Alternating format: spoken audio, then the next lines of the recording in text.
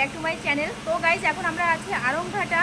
আমার বান্ধবীর শরীর ভালো না, তো তার জন্য এসেছি। বান্ধবীর কী হয়েছে? বান্ধবী প্রেগনেন্ট, তার জন্য সোনোগ্রাফি করতে এসেছি। প্রেগনেন্ট বান্ধবী?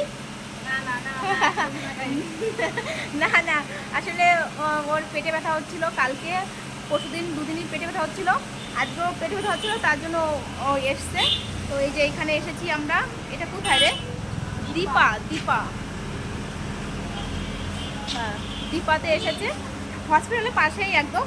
তো এখন বাচ্চারা বায়না ধরেছে মেলায় যাবে, মেলা থেকে একটু ঘুরে তারপরে বাড়ি থেকে যাব। ঠিক আছে, তো চলো ভিডিওটা দেখতে থাকো। তো গাইস এই যে আমরা মেলার মধ্যে চলে এসেছি, এই যে আর মেলার গেটটাই যে, এই যে ওরা আগে যাচ্ছে আর আমাকে বাড়িয়েছে ক্যামেরাম্যান। দেখো মেলায় ঢুকেই প্রথমে দেখো কত বড় নাগরদোলা চলে এসছে। ষষ্ঠীর সময় হলো সব থেকে বড় মেলা।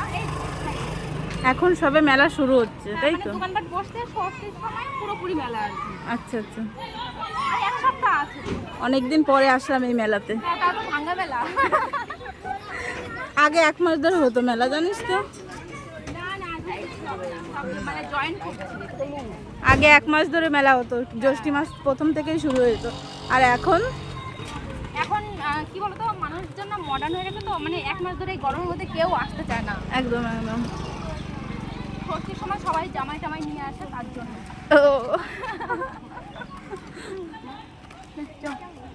এই যে দেখো সব দোকানপাট বসছে, এখন ফাঁকা ফাঁকা লাগছে। কয়েকদিন পরে হাঁটার জায়গাও থাকবে না ষষ্ঠীর সময়।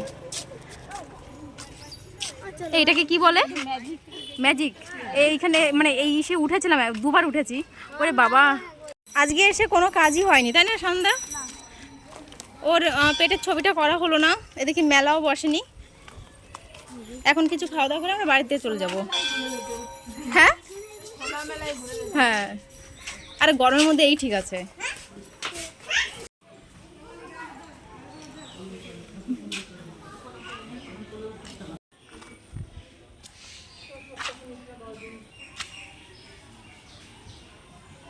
আমাদের রাধা কৃষ্ণের মন্দির, ঠিক আছে? এই জ্যৈষ্ঠ মাসটা পুরো ওইখানে ফাঁকা দিয়ে দে। তো এখানে গাইস কিন্তু এই জ্যৈষ্ঠ মাসে প্রথম থেকে খোলা থাকে, 1 মাস এই ঘরটা খোলা থাকে রাধা কৃষ্ণের এটা, আর না হলে বন্ধই থাকে। দেখো এটা চূর্ণী নদী। চূর্ণী নদীর জলটা কেমন কালো কালো লাগছে, তার মধ্যে চান করছে। আর এখানে ছবি তোলা হচ্ছে, ফটোশ্যুট হচ্ছে, ফটোশ্যুট। স্মাইল করো তোমরা। এই আয়, ওরা যে কত আনন্দ করছে দুজনে একসঙ্গে হলে। হ্যাঁ, আনন্দের শেষ নেই। আর আমি সানন্দা মানে অনেক ছোটোবেলাকার বন্ধু, ঠিক আছে? স্কুল লাইফের সব বন্ধুদের সাথে যোগাযোগ বন্ধ হয়ে গেছে, কিন্তু সানন্দার সঙ্গে এখন আমার যোগাযোগ রয়েছে। আর আমাদের 2টো মেয়ে, ওরা এখন 2 বন্ধু হয়ে গেছে। এই বাচ্চা লোক, কি খাবি তোরা? কি খাবি বল, কি খাবি বল? হ্যাঁ,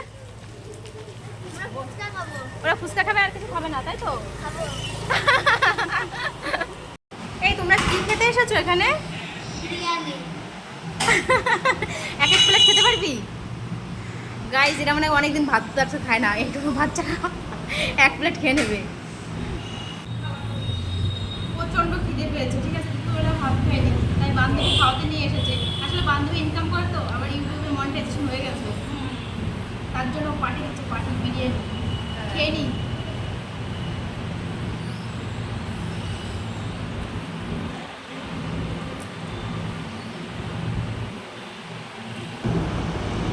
গাইজ এত খিদে পেয়েছিল, সত্যি না খেলে আমি বুঝতেই পারতাম না যে আমার খিদে পেয়েছে।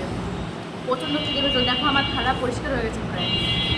আর ওই যে সানন্দার থালা, সানন্দা অল্প অল্প খায় ভাই। আর আমার যে এত খিদে পেয়েছিল, সত্যি না খেলে বুঝতেই পারতাম না যে আমার খিদে পেয়েছে।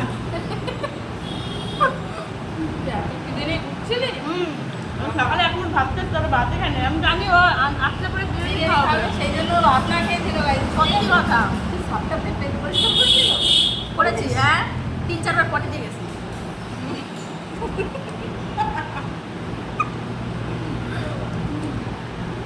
চলো খেয়ে নিই, ডিস্টার্ব হচ্ছে, ডিস্টার্ব। তো আমরা বাড়িতে চলে এসেছি, বাড়ির ভেতরে ঢুকিনি, এখনও রাস্তায় রয়েছি।